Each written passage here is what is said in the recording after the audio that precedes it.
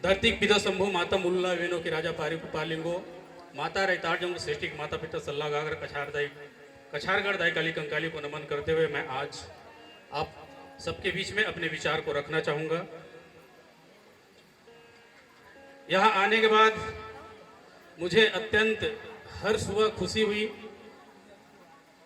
कि आप सबने बहुत ही सुंदर आयोजन इस ग्राम पगबंदी के पावन धरा पर आयोजित किया है। इसके लिए आप सब बधाई के पात्र हैं। आप सबके चरणों में सादर सेवा जोहार करता हूं। सम्मानीय मंच पर मंचासीन और कार्यक्रम के आयोजक और हमारे बीच में अतिथि के रूप में विराजमान सम्मानीय कुसरो जी, प्रांतीय अध्यक्ष गोंड समाज, प्रांतीय अध्यक्ष अखिल भारतीय आदिवासी धर्म परिषद, प्रांतीय उपाध्यक्ष तिरुमाय ललिता धुर्वे जी, सम्मान्य कार्यकारिणी सदस्य प्रेम प्रकाश पोर्ते जी, विजय ध्रुव जी और सम्मान्य नरेंद्र पट्टा जी, ब्लॉक अध्यक्ष बोडला, आप सब मंच पर मंचासीन हैं और आज के इस कार्यक्रम को सुंदर रूप से संजो करके रखने वाले सम्मानीय सांस्कृतिक कार्यक्रम की विधाओं को संभालने हुए हमारे बीच मंच पर विराजमान आप सबको सादर सेवा जोहार नमन करता हूं। मैं कोमल सिंह मरकाम, प्रांतीय सचिव अखिल भारतीय आदिवासी धर्म परिषद, पेशे से मैं शिक्षक हूं और आपके बीच में बहुत सारी विषयों को लेकर के आया हूं, लेकिन समय अभाव भी है, हमारे पास बहुत सारे अतिथि हैं। मैं चाहूंगा कि कुछ ही शब्दों में, कुछ ही वाक्यों में अपने विचारों को यहाँ पे आप लोगों के समक्ष रखना चाहूंगा। साथ ही आज के युवाओं पीढ़ी को सबसे ज्यादा मैं आमंत्रित करूंगा कि मेरी बातों को ध्यान में रखेंगे। वो बच्चे ध्यान में रखेंगे जो स्कूल में जा रहे हैं, वो बच्चे ध्यान में रखेंगे जो कॉलेज में जा रहे हैं, वो बच्चे ध्यान में रखेंगे जिनका कुछ न कुछ उद्देश्य है आगे चल करके कुछ बनने का, उन सब का मैं ध्यान आकर्षण करना चाहूंगा। साथ ही हमारे समाज के वरिष्ठ जन, सम्मानीय जन जो आज भी हमारे परंपराओं को बना करके रखे हुए हैं, हमारी संस्कृति को संजो करके रखने का प्रयास कर रहे हैं, उन सब का ध्यान आकर्षण करना चाहूंगा मैं। तो चलिए मैं शुरुआत करना चाहता हूं। वास्तविकता में हम एक प्रकृति के पूजक हैं। प्रकृति हमारे लिए सब कुछ है, प्रकृति के बगैर हम नहीं रह सकते। हमारी जरूरत प्रकृति को है और प्रकृति की जरूरत हमको है। मैं जब विद्यालय में बच्चों को पढ़ाता हूं तब भी बताता हूं कि दुनिया में ऐसी कोई भगवान नहीं है आपके प्रकृति के अलावा जिसके बगैर हम जिंदा नहीं रह सकते, और उस प्रकृति को बनाने वाले वो पंच तत्व है जिसके माध्यम से इस मंच में आज हम उपस्थित हुए हैं। मैं आप लोगों को भी कहना चाहूंगा कि वास्तविकता में हमारे पूर्वजों ने जो पूजाएं की है, किसी न किसी वृक्ष की पूजा की है, किसी न किसी पेड़ की पूजा की है। क्यों किए? वास्तविकता में हम उस प्रकृति के एक दूसरे के पूरक हैं। 2 मिनट के लिए वो प्रकृति ऑक्सीजन देना बंद कर दे, केवल 2 मिनट के लिए पृथ्वी पर जीवों का बचना मुश्किल हो जाएगा।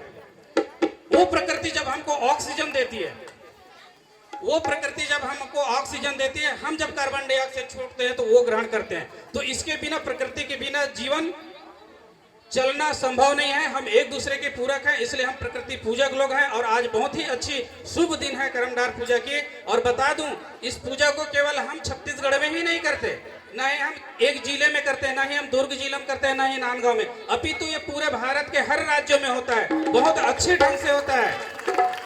साथ ही भारत की राज्यों के अलावा मैं देखा हूं कि ऐसे छोटे छोटे हमारे पड़ोसी देश जैसे नेपाल और बांग्लादेश जैसे देशों में भी आज के दिन कर्मधार का पूजा होता है। ये प्रकृति के वासी लोग वहां पर भी निवास करते हैं और इस तरीके से आज अपनी प्रकृति, अपनी धरोहर और अपनी संस्कृति को संजो करके रखे हुए हैं और ये निरंतर पीढ़ी दर पीढ़ी हस्तांतरित होते रहता है। तो ये इन चीजों को जब देखें, समझे तो बहुत ही हमको गर्व महसूस होता है। तो मैं आप सबको चाहूंगा कि आप एक बार जोरदार अपने लिए ताली बजाएं। आज की इस कार्यक्रम में उपस्थित हुए हैं और इस कार्यक्रम को सफल बना रहे हैं। वास्तविकता में मुझे एक जिम्मेदारी मिला है प्रांतीय लेवल का। मैं अखिल भारतीय आदिवासी धर्म परिषद के प्रांतीय सचिव हूं। तो मैं आप लोगों के समक्ष कुछ बातें जो है रखना चाहूंगा जो वास्तविकता में बहुत चिंतनीय है और इस पर मैं हमेशा चिंतनशील रहता हूं और इस बात को लेकर के आप लोगों के बीच में उपस्थित हुआ हूं, तो उस बात को जरूर आप लोगों तक पहुंचाने का प्रयास करूंगा और आप भी इस बातों पर अपना विचार रखेंगे और चिंतन जरूर करेंगे। एक्चुअल में अखिल भारतीय आदिवासी धर्म परिषद एक राष्ट्रीय संगठन है।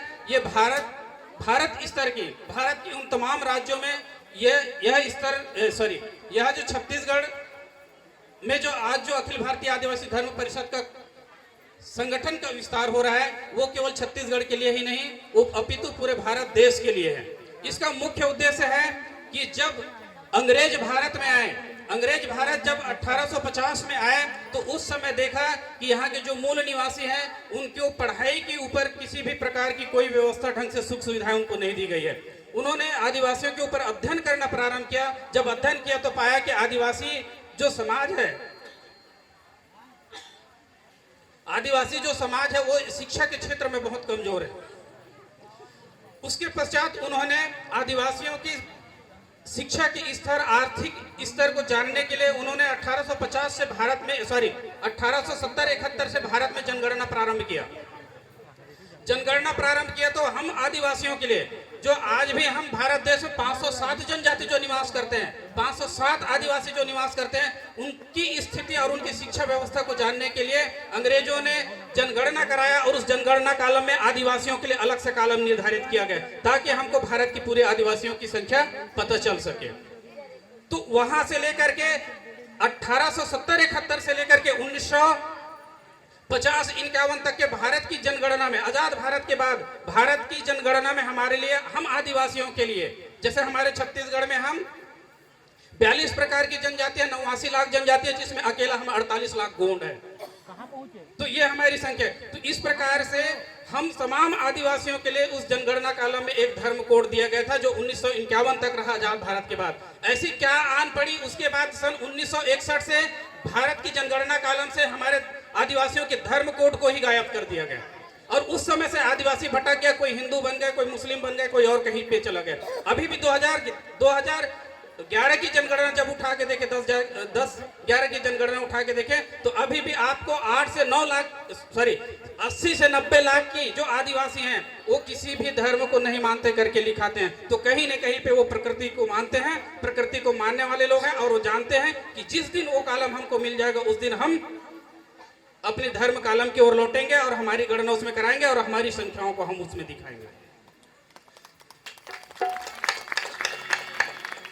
इन बातों को लेकर के अखिल भारतीय आदिवासी धर्म परिषद आपके छत्तीसगढ़ में भारत सरकार से उस मांग को करने के लिए हम काम कर रहे हैं और आप तक पहुंचे हुए हैं। दूसरी बात आप बता दूं, छत्तीसगढ़ में सन 1919 में हमारी जनसंख्या 90% हुआ करती थी। 90% वाली जनसंख्या आज छत्तीसगढ़ में 32% के कगार पर है। तो आप मुझे बताइए कि आपकी जनसंख्या बढ़ रही है कि घट रही है? लाइट वाले पहले 90% था, आज 32% पे अटके हुए। जनसंख्या घट रही है कि बढ़ रही है? बताइए। घट रही है ना। जनसंख्या घट रही है तो उसकी कारण क्या है, हमको ढूंढना पड़ेगा। हमारे पास उस समय पूरी जमीन हमारी थी। भारत आजाद हुआ तो 65 से 70% जमीन हमने दिया भारतीय कानून में। आज देखिए, जब वन अधिकार अधिनियम जब कानून बना है, उसमें उठा करके देखे तो आज 21% जमीन हमारे आदिवासियों के पास बचा हुआ है। तो हमारी जमीन कहाँ गया? आसमान में उड़ गया कि कोई उसको चुरा के ले गया? इन चीजों को हमको ढूंढने की जरूरत है। बहुत सारी ऐसी जटिल समस्या है जिसको हमको हल करने की जरूरत है, और इसकी जिम्मेदारी उन पढ़े लिखे युवाओं को देना चाहूंगा। हमारे पूर्वज और हमारे जो वर्तमान में सियाने लोग हैं, उन्होंने बहुत ही बढ़िया हमारी संस्कृति को संजो करके रखा है। लेकिन इन संस्कृति को संजो करके रखने के साथ साथ आज के जो पढ़े लिखे यूथ हैं, जो युवा है, जो पढ़े लिखे हैं, जो अच्छे से अच्छे कॉलेजों में पढ़े हैं, उनसे मैं आग्रह करूंगा कि इन तमाम बातों को ध्यान में रखते हुए इस पर कार्य करने की हमको जरूरत है, ताकि हम अपने आने वाले जनरेशन को सुरक्षित बचा सके। आप इतने बैठे हैं, उसमें से बताइए कितने लोगों ने अपने घर से डॉक्टर बनाए, एमबीबीएस डॉक्टर बनाए, और कितने लोगों ने इंजीनियर बनाए हैं? मुझे लगता है कि ऐसे हाथ खड़े करवाऊंगा तो यहाँ पे शून्य नजर आएगा। क्यों नहीं बन पाया हमारे समाज के पास? आज इंजीनियर नहीं है हमारे पास, डॉक्टर नहीं है हमारे पास, वकील नहीं है। क्या हम बीमार नहीं पड़ते? बीमार पड़ते हैं ना। हम किसके पास जाते हैं? अपने स्वास्थ्य को ठीक कराने के लिए हम उनके पास जाते हैं जो हमसे ज्यादा पैसा लिया जाता है। और हमारी सारी पूंजी उसके पास लग जाता है। क्या हम झगड़ा लड़ाई नहीं होते हैं? होते हैं। तो जब हम झगड़ा लड़े होते हैं तो हमको कोर्ट जाना पड़ता है, तो हम किसके पास जाते हैं? वकील। तो कहाँ है हमारा वकील? हमने वकील बनाया ही नहीं आज समाज में। हम ऐसे बच्चे आज पैदा नहीं कर पाए हैं जो इंजीनियर बन सके, वकील बन सके और डॉक्टर बन सके। मैं इस उद्देश्य लेकर के अखिल भारतीय आदिवासी धर्म परिषद यहाँ पे आया हुआ है और इस पर हम काम करना प्रारंभ कर दिए हैं। और आपको बता दूं कि जब से यह संगठन हमको 4 साल लगभग छत्तीसगढ़ में बनाया हुआ है, तब से हमको वर्धा जिला में लगभग 5 वकील हमारे समाज के बीच से निकाल करके ला दिए हैं।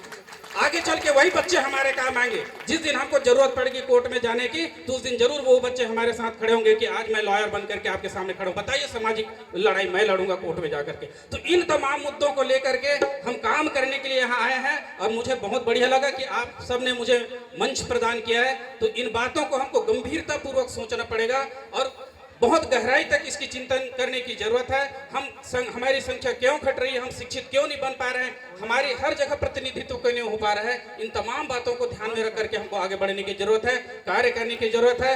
सम्माननीय